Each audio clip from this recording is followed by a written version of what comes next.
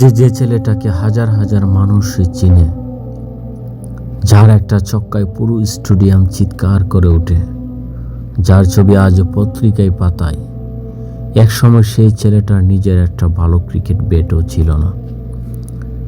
Jersey ছিল পুরনো, জুতা ছিল ছেঁড়া, আর পকেটে টাকা ছিল না, কিন্তু তার একটা জিনিসই ছিল, সেটা একটা স্বপ্ন। সে স্বপ্ন দেখতো একদিন সে বড় ক্রিকেটার হবে, কিন্তু তার চেয়ে বড় স্বপ্ন ছিল একদিন মায়ের মুখে হাসি ফোটাবে।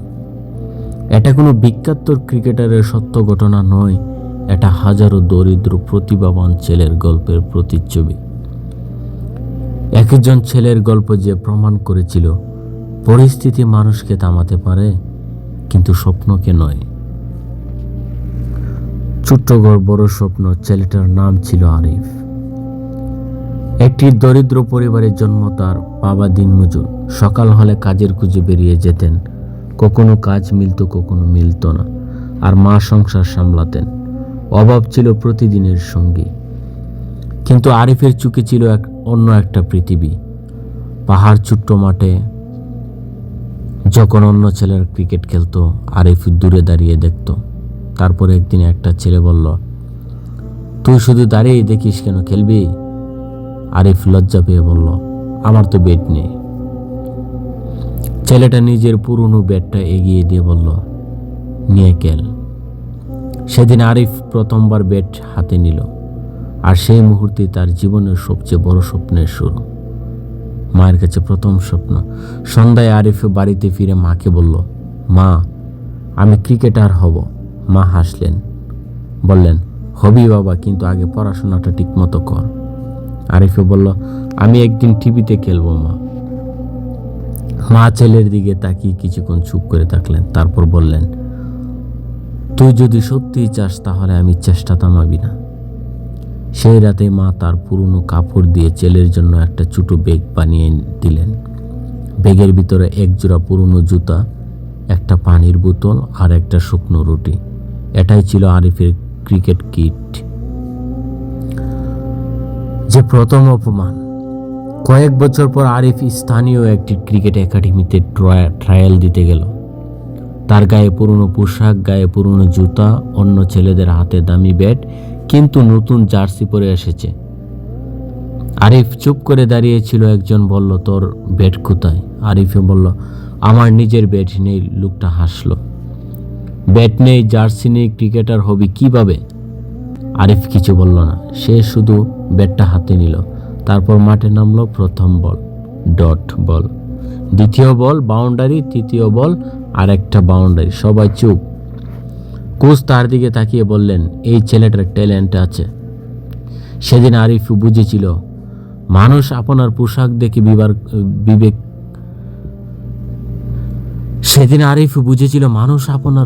দেখে বিচার করতে পারে, কিন্তু আপনার পারফরমেন্স একদিন সবাইকে চুপ করিয়ে দিতে পারে।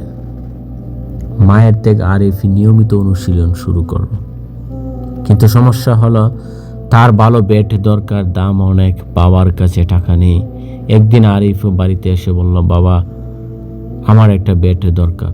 বাবা চুপ করে রইলেন। তিনি জানতেন সংসারে চাল কেনার টাকা নেই, ব্যাট কেনার টাকা কোথা থেকে আসবে। পরদিন সকালে আরিফ দেখলো মা তার হাতে একটা নতুন ব্যাট দিলেন। আরিফ অবাক, মা, এটা কোথা থেকে এলো? মা হেসে বললেন, তোর জন্য কিনেছি। আরিফ বুঝতে পারেনি সেই ব্যাটটা কিনতে মা নিজের বহুদিনের জমানো সামান্য টাকা খরচ করছিলেন। মায়ের কাছে সেটা শুধু একটা ব্যাট ছিল না, সেটা ছিল ছেলের স্বপ্নে তার ইনভেস্টমেন্ট। আরিফের স্বপ্নের পথ কিন্তু সহজ ছিল না। একটা বড় টুর্নামেন্টে এসে সুযোগ পেল। সবাই আশা করছিল সে ভালো করবে, কিন্তু ম্যাচে সে মাত্র 3 রান করে আউট হয়ে গেল। দলের পরাজয়। সবাই তাকে দোষ দিল। একজন বলল, তুই এখনো বড় ম্যাচের জন্য তৈরি না। আরিফ মাঠের এক কোণে বসে রইল, তার চোখে পানি। সেদিন রাতে বাড়িতে ফিরে সে ব্যাটটা মাটিতে রেখে বলল, মা, আমি পারবো না। মা তার পাশে বসে বললেন, একটা ম্যাচে হারলে মানুষ ব্যর্থ হয় না। আরিফ বলল, তাহলে ব্যর্থতা কি? মা বললেন, ব্যর্থতা হলো পরে যাওয়ার পর আর উঠে না দাঁড়ানো। মায়ের কথাটা আরিফের হৃদয়ে গেঁথে গেল। The comeback. পরদিন থেকে আরিফ আবার অনুশীলন শুরু করলো। ভোরে ঘুম থেকে উঠলো, দৌড়াতো, ব্যাটিং প্র্যাকটিস করত, শত শত বল খেলতো, হাতে ব্যথা করত, পা ব্যথা করত, কিন্তু সে থামতো না। কারণ তার কাছে ক্রিকেট শুধু একটা খেলা ছিল না, এটা ছিল তার পরিবারের ভবিষ্যৎ বদলানোর একটি পথ। মা প্রতিদিন দূর থেকে ছেলেকে দেখতেন। একদিন বললেন, বাবা, মনে রাখিস, তুই বড় খেলোয়াড় হওয়ার আগে বড় মানুষ হবি। আরিফ মাথা নেড়ে বলল, মা, তোমাকে গর্বিত করব। The big day. কয়েক বছর পর একটি বড় টুর্নামেন্ট, হাজার হাজার দর্শক। আরিফ প্রথমবার বড় মাঠে খেলছে। তার বিপক্ষ শক্তিশালী দলের জয়ের জন্য শেষ ওভারের প্রয়োজন 12 রান। আরিফ স্ট্রাইকে। প্রথম বল 4, দ্বিতীয় বল 2 রান, তৃতীয় বল ডট, চতুর্থ বল 4। এখন প্রয়োজন 2 বলে 2 রান। পুরো স্টেডিয়াম নিস্তব্ধ। বলার দূরে এলো, বল করলো, আরিফি ব্যাট চালালো, বল আকাশে উঠে গেল, তারপর ছক্কা। স্টেডিয়াম বিস্ফোরণের মতো চিৎকার করে উঠল। আরিফি ব্যাটটা আকাশের দিকে তুলে ধরল, তার চোখে পানি। কারণ সে জানতো এই ছক্কার পিছনে শুধু তার পরিশ্রম ছিল না, ছিল তার বাবার গাম, ছিল মায়ের ত্যাগ, ছিল অসংখ্য রাতের কান্না। সাকসেস। সেই ম্যাচের পর আরিফের জীবনের পরিবর্তন আসতে শুরু করলো। একটার পর একটা সুযোগ, বড় দল, বড় টুর্নামেন্ট, তারপর একদিন জাতীয় দলের সিলেকশন চ্যাম্পে তার নাম ঘোষণা হলো। আরিফি বিশ্বাস করতে পারছিল না। সে দৌড়ে বাড়িতে গেল, মায়ের সামনে দাঁড়িয়ে বলল, মা, আমি সিলেক্ট হয়েছি। মা কিছু বললেন না, শুধু ছেলেকে জড়িয়ে ধরে কাঁদতে লাগলেন। বাবা দূরে দাঁড়িয়ে চোখ মুছলেন। যে বাবা একসময় ছেলের ব্যাট কিনতে পারেনি, আজ সেই বাবার ছেলে দেশের জার্সি পরতে যাচ্ছে। The real victory. কয়েক বছর পর আরিফ একজন বড় ক্রিকেটার হয়ে গেল। তার ছবি বিলবোর্ডে। হাজার হাজার মানুষ তার নাম ধরে চিৎকার করে। কিন্তু বাড়িতে ফিরে সে আজও মায়ের সামনে সেই ছোট্ট ছেলেটাই। একদিন সাংবাদিক তাকে জিজ্ঞাসা করল, আপনার সাকসেসের পিছনে সবচেয়ে বড় ইমপ্রেশন কে? আরিফ কিছুক্ষণ চুপ করে রইল, তারপর বলল, আমার মা। সাংবাদিক বললেন, কেন? আরিফ মুচকি হেসে বলল, কারণ যখন পৃথিবী বলেছিল আমি পারবো না, তখন আমার মা বলেছিলেন, চেষ্টা করে যা, একদিন তুই পারবি।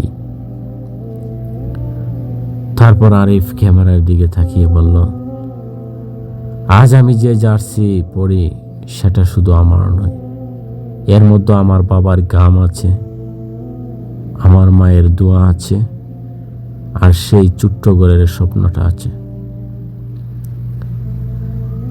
জীবনে আপনার কাছে টাকা নাও থাকতে পারে, সুযোগ নাও থাকতে পারে, মানুষ আপনাকে ছোট করতে পারে, কেউ বলতে পারে তুই পারবি না, কিন্তু মনে রাখবেন, ট্যালেন্ট আপনাকে শুরু করাবে, হার্ড ওয়ার্ক আপনাকে এগিয়ে নেবে, আর নেভার গিভ আপ মানসিকতা আপনাকে একদিন আপনার স্বপ্নের দরজায় পৌঁছে দেবে। আর যদি আপনার পাশে একজন মা বাবা থাকেন, তাহলে আপনি পৃথিবীর সবচেয়ে বড় সাপোর্ট সিস্টেম নিয়ে এগিয়ে যাচ্ছেন। কারণ কিছু স্বপ্ন শুধু একজন মানুষের নয়, কিছু স্বপ্নের পিছনে পুরো একটা পরিবারের ত্যাগ লুকিয়ে থাকে।